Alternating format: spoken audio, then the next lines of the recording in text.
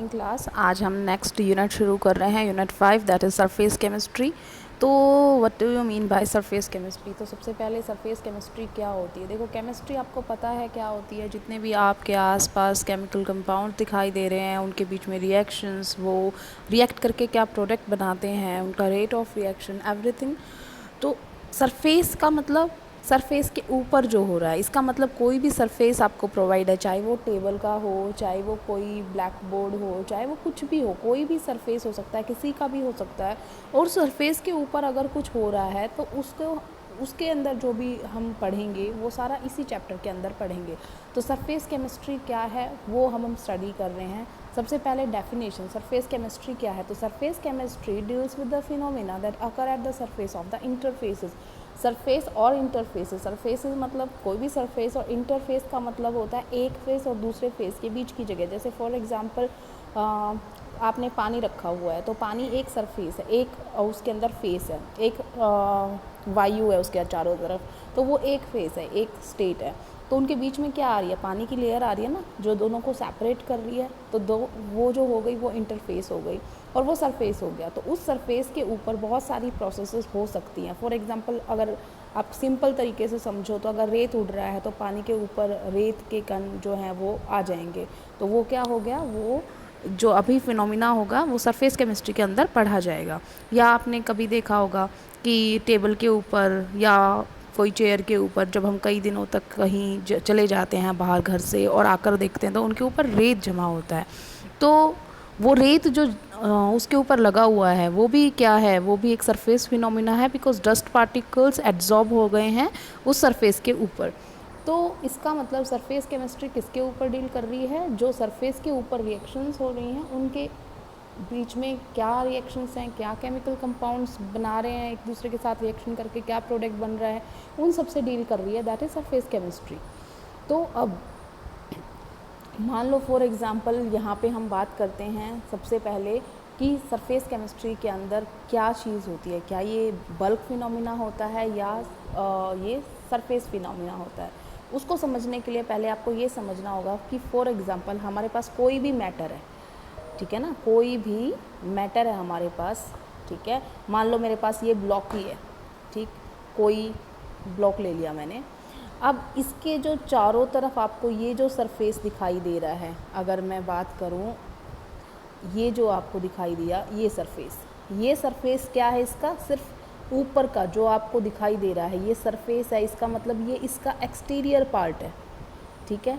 और जो इसके अंदर होगा, ब्लॉक के अंदर जो ये वुडन से बना वुड है या ये मेटल से बना है, जो इसके अंदर है, ये क्या है? ये इंटीरियर पार्ट है। इतना समझ में आ गया? जो इंटीरियर पार्ट होता है उसको हम बोलते हैं बल्क। क्या बोलते हैं? बल्क, ठीक है। और सरफेस तो आपको पता ही है सरफेस क्या होता है। इसका मतलब कोई भी मैटर है, कोई भी चीज़ है, तो उसके अंदर एक उसका सरफेस है कि उसके अंदर इंटीरियर पार्ट है, बल्क है।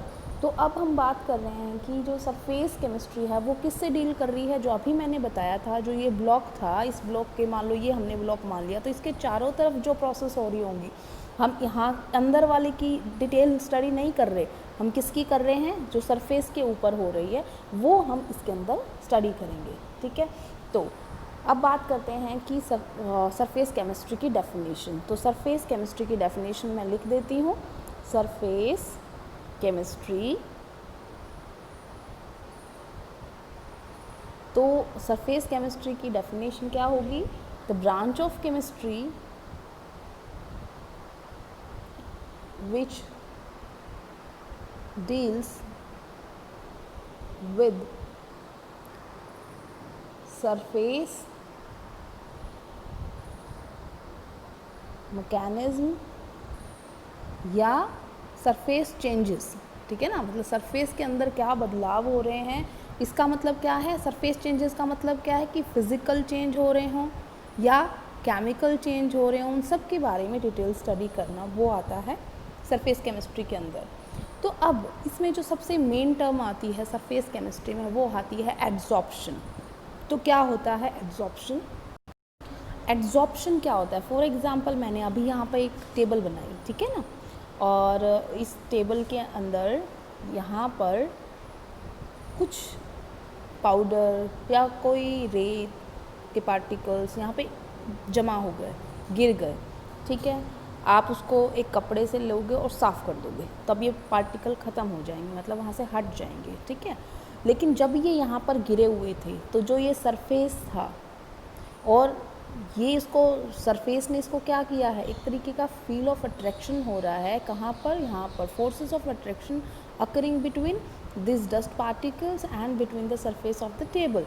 इसका मतलब क्या हो रहा है कि कांटेक्ट में आए हैं ये डस्ट पार्टिकल सरफेस के, और ये जो सिर्फ सरफेस के ऊपर गए हैं, ऐसा नहीं है कि वो रेत जो है अंदर तक चला जाएगा बल्क में, वो सिर्फ एक्सटीरियर पार्ट तक ही लिमिट रहेगा। तो ऐसी प्रोसेस को हम क्या बोलते हैं, एड्जॉर्प्शन बोलते हैं। तो एड्जॉर्प्शन की डेफिनेशन अगर मैं आपसे बताऊं कि क्या होगी एड्जॉर्प्शन की डेफिनेशन, तो सिंपल यहाँ पे दे भी रखी है, the accumulation of molecular species at the surface rather in the bulk of a solid और liquid is termed as adsorption. इसका मतलब किसी भी सब्सटेंस के लिए, चाहे वो सरफेस किसी भी का भी सरफेस हो, उस सरफेस के एक्सटीरियर पार्ट से कोई भी चीज़ जमा हो जाती है वहाँ पर, चाहे वो कुछ भी जमा हो जाए, उसके ऊपर लग जाए, उसके सरफेस के ऊपर, उसके बल्क में नहीं जानी चाहिए, बल्क में नहीं, कहाँ पर, सरफेस के ऊपर जमा हो जाए, तो वो क्या होता है, एड्जॉर्प्शन। इसको आप सिंपल से एक तरीके से समझ सकते हो। फॉर एग्ज़ाम्पल आपने अभी ब्लैक बोर्ड है, ब्लैक बोर्ड पे मैंने कुछ लिख दिया, मान लो ये कुछ लिख दिया मैंने, ये ब्लैक बोर्ड है, तो ये भी क्या है, एक एड्जॉर्प्शन है। क्यों? क्योंकि चौक जो है वो जब उसके ऊपर घिसा गया तो बोर्ड के ऊपर चिपक गया है, ठीक है ना। तो वो जो वाइट वाइट आपको दिखाई दे रहा है जिसे आप रीड करते हो, वो क्या है, वो एड्जॉर्ब हो गया है किसके ऊपर, ब्लैक बोर्ड के ऊपर। तो यहाँ पे दो चीज़ें आती हैं, एक जो चीज़ सरफेस प्रोवाइड करवाती है, जो सरफेस प्रोवाइड कराएगी उसको हम बोलते हैं एड्जॉर्बेंट। क्या बोलते हैं हम, एड्जॉर्बेंट। तो इसका मतलब वो मटेरियल जो सरफेस प्रोवाइड करवाता है एड्जॉर्प्शन के लिए, उसे हम बोलते हैं एड्जॉर्बेंट। और जो उस सरफेस के ऊपर चिपकता है या कंसंट्रेट होता है, एक्यूमुलेट होता है, उसको हम बोलते हैं एड्जॉर्बेट, ठीक है। जैसे सोल्यूट सॉल्वेंट होता था ना, तो इसको समझ लो एक तरीके से सोल्यूट, कॉन्ट्रास्ट में बता रही हूँ कि सिर्फ उसके तरीके से समझने के लिए। और एड्जॉर्बेंट एक तरीके से भाई एक्सेस सरफेस है, उसने सरफेस प्रोवाइड कर रखा है। तो यहाँ पर अगर मैं आपको बात कर रही थी किसकी, ब्लैक बोर्ड की, और आप चौक से लिख रहे थे, तो यहाँ पर जो ये ब्लैक बोर्ड है ये क्या है, ये है एड्जॉर्बेंट, ठीक है। और जो ये आपने चौक से लिखा है यहाँ पर, चौक क्या हुआ यहाँ पर, ये हो गया एड्जॉर्बेट। आई थिंक आपको अभी तक समझ में आ गया होगा, नहीं समझ में आएगा तो हम एक डिटेल में पढ़ेंगे। तो हम इसकी डेफिनेशन पढ़ रहे हैं एड्जॉर्प्शन की। सबसे पहले एड्जॉर्प्शन की अगर आपको ये डेफिनेशन समझ में आ गई है तो आप ये लिख सकते हैं, नहीं तो मैं वो लिख रही हूँ जो आपको आराम से समझ में आ जाएगी कि एड्जॉर्प्शन क्या होता है। Adsorption, it is a surface process in which the number of particles, किसी भी चीज़ के पार्टिकल्स हो सकते हैं, are retained on the surface। इसका मतलब सरफेस के ऊपर जो पार्टिकल रिटेन हो जाएं, एक्यूमुलेट हो जाएं, तो हम क्या कहेंगे, उसे एड्जॉर्प्शन कहेंगे, ठीक है। अब बात करते हैं हम कि एड्जॉर्बेट क्या होता है। तो एड्जॉर्बेट, ये आप यहाँ से डेफिनेशन लिख सकते हो, द मोलिकुलर स्पीसीज या particles which accumulates on the surface, तो वो एड्जॉर्बेट, और जो सरफेस प्रोवाइड करेगा वो क्या हो जाएगा, एड्जॉर्बेंट, ठीक है। इसका आप एग्जाम्पल एक तरीके से और भी देख सकते हो। फॉर एग्ज़ाम्पल आपने कभी देखा हो, नए सूटकेस आते हैं तो उनके अंदर एक ना सिलिका जेल का छोटा सा पैकेट होता है ना, इतना छोटा सा पैकेट होता है, और उसके अंदर ना छोटी छोटी गोलियां सी होती हैं। क्या होता है वो होता है सिलिका जेल। अब सिलिका जेल की जो बॉल्स होती हैं, सिलिका जेल जो होता है, वो जो गैसेस होंगी जिससे कई बार स्मेल हो जाती है ना चीज़ बंद करने से, जो वो गैस होती हैं उनको अपने सरफेस के ऊपर क्या कर लेता है, यहाँ पर एड्जॉर्ब कर लेता है। तो इस वजह से जो नई चीज़ होती है उसमें बैड स्मेल नहीं मिलेगी कभी भी आपको, क्योंकि जब भी आप नई चीज़ खोलते हो उसके अंदर सिलिका जेल का पैकेट होगा, चाहे वो आप टिफ़िन खोलो चाहे कुछ भी, तो सिलिका जेल ने अपने चारों तरफ वो जो गैस के पार्टिकल्स को क्या कर लिया, एड्जॉर्ब कर लिया। तो दैट इज़ एड्जॉर्प्शन। अब एक और चीज़ आती है, ठीक है, तो अब हम यहाँ देख लेते हैं, पहले एग्जाम्पल देख लेते हैं एड्जॉर्प्शन के कौन कौन से। एक तो एग्जाम्पल यहाँ पर हमारा वाला ही बता रखा है कि जो एयर है वो ड्राई हो जाती है in presence of silica gel, क्योंकि सिलिका जेल जो है वो एड्जॉर्ब कर लेता है, ठीक है।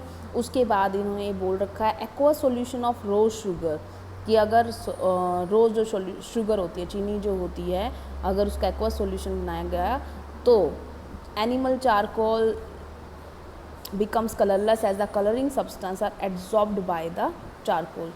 अगर उसके अंदर कोई भी चीज़ है कलरफुल जो उसको कलर दे रही है, तो हम उसको क्या करते हैं, चारकोल के अंदर से गुजार देते हैं, और वो चारकोल जो है वो बहुत ज़्यादा गुड एड्जॉर्बेंट होता है। एड्जॉर्बेंट, बेंट का मतलब वो सरफेस प्रोवाइड करेगा फॉर एड्जॉर्प्शन, तो जो भी आजू बाजू कलर होंगे उनको अपनी तरफ खींच लेगा, तो वो बिल्कुल क्या आ जाएगी, सफ़ेद हो जाती है, ठीक है ना।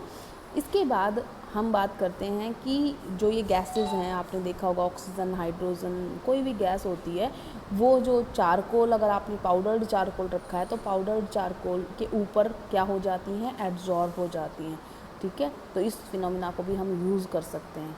इसका मतलब चारकोल एक एड्जॉर्बेंट है यहाँ पर, और चारकोल यहाँ पर भी एड्जॉर्बेंट है, और यहाँ पर कौन है एड्जॉर्बेंट, सिलिका जेल। तो इस तरीके से आपको समझ में आ गया कि एड्जॉर्प्शन क्या होता है। अब यहाँ पे एक टर्म आपको दिखाई दे रही होगी, डिसॉप्शन, यहाँ पे दिखाई दिया है डिसॉप्शन। डिसॉप्शन क्या है, डी का मतलब क्या होता है, रिमूवल, ठीक है ना। तो रिमूवल ऑफ एड्जॉर्प्शन, इसका मतलब रिवर्स ऑफ एड्जॉर्प्शन।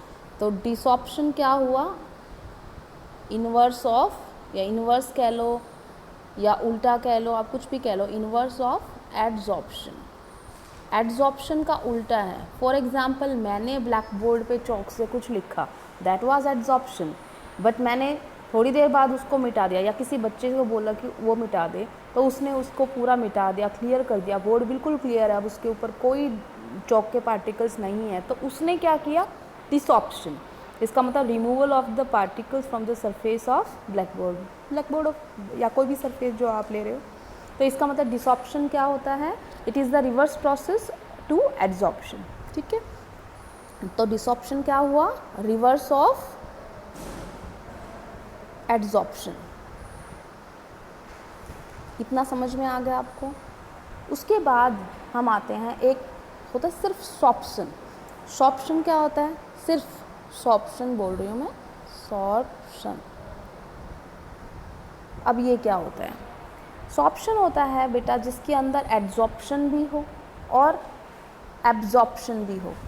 ध्यान से सुनना, मैंने क्या बोला है, एड्जॉर्प्शन तो होगा ही और एब्जॉर्प्शन भी होगा। अब ये क्या चीज़ हो गई मैम, दोनों चीज़ें एक ही हैं, एक नहीं है। देखो यहाँ पर मैंने क्या लिखा है, बी, यहाँ पर मैंने क्या लिखा है, डी। आज तक आपने इस वर्ड को इस्तेमाल किया था, एब्जॉर्ब। तुमने पानी के अंदर चने भिगो दिए, सुबह वो फूल जाते हैं, है ना, तो वो क्या हुआ, पानी जो है चनों के द्वारा एब्जॉर्ब कर लिया गया, अंदर तक गया है पानी उसके, इसी वजह से वो फूल गए हैं। एड्जॉर्प्शन क्या है, एड्जॉर्प्शन सिर्फ सरफेस पे काम करता है, वो अंदर नहीं जा रहा था। तो इसका मतलब क्या हुआ, सॉप्शन के अंदर एड्जॉर्प्शन और एब्जॉर्प्शन दोनों हो रहे हैं। तो पहले हम डिफरेंस समझते हैं कि एब्जॉर्प्शन का मतलब क्या है। फॉर एग्जाम्पल हम लिखते हैं एब्जॉर्प्शन। तो एब्जॉर्प्शन क्या है बेटा, एब्जॉर्प्शन है बल्क प्रोसेस। ये बल्क प्रोसेस है, वो कैसी थी, वो थी सरफेस प्रोसेस, ठीक है, in which the particles are absorbed in bulk. Bulk मैंने आपको क्या बताया था, इंटीरियर। इसका मतलब ये पार्टिकल्स जो भी होंगे ये कहाँ जाएंगे, अंदर। अब इसको समझने के लिए आप एक उदाहरण ले सकते हो। मैं आपको एक छोटा सा एग्जांपल देती हूँ, आप ये घर पे भी करके देख सकते हो।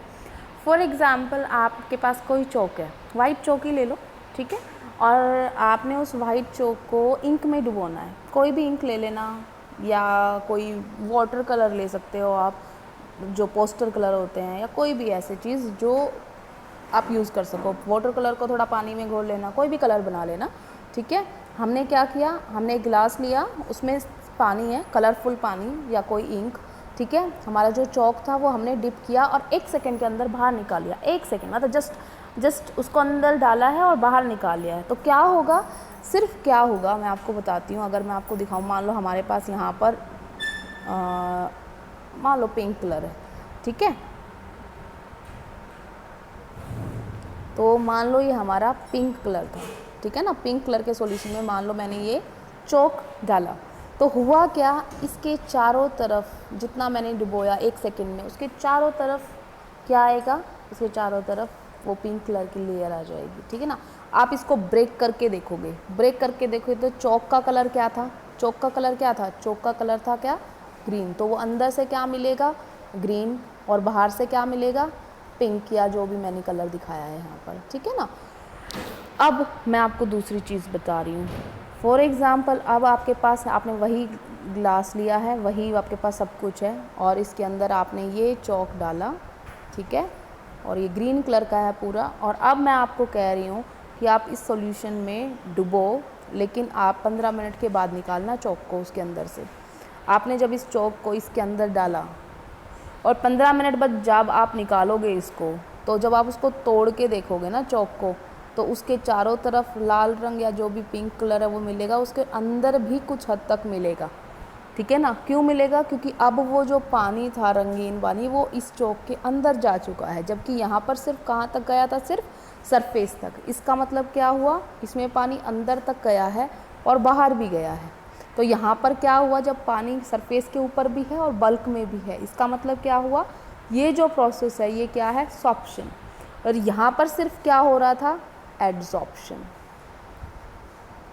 समझ में आ गया, डिफरेंस समझ में आ गया। एब्जॉर्प्शन में क्या होता है, इंटीरियर पार्ट काम में आता है, अंदर वाला जो पोर्शन होता है किसी सब्सटेंस का। एड्सॉर्प्शन के अंदर सिर्फ सरफेस काम करता है। आई थिंक इतनी बात आपको समझ में आ गई होगी, इतना समझ में आ गया होगा, या आप घर पे करके भी देख सकते हो, आपको समझ में आ जाएगा कि क्या होता है एब्जॉर्प्शन और एब्जॉर्प्शन, ठीक है। तो इसका मतलब एड्सॉर्प्शन अलग है, सरफेस पे काम करता है, जबकि एब्जॉर्प्शन जो होता है वो क्या होता है, बल्क फिनोमिना होता है, ठीक है। इतना समझ में आ गया। अब आपने आज क्या लिखना है, आपने लिखना है difference between adsorption and absorption. I think आप लिख सकते हो, आपको पता चल गया है क्या होता है डिफरेंस इनके दोनों के बीच में। मैंने यहाँ तक आज करा दिया है, इसके बाद हम कल करवाएंगे, ठीक है। आज के लिए इतना ही बेटा, थैंक यू क्लास। और आपने पिछला वाला होमवर्क अभी तक नहीं भेजा है, जो कल करवाया था वो भी आप जल्दी से पूरा करें, और आज का भी काम जल्दी से पूरा करके मुझे भेज दें। शाम के 6 बजे तक आप होमवर्क भेजने की कोशिश किया करें कि उस तक भेजें, क्योंकि रात को आप होमवर्क भेजोगे तो मैं चेक नहीं करूँगी, ठीक है। Thank you class.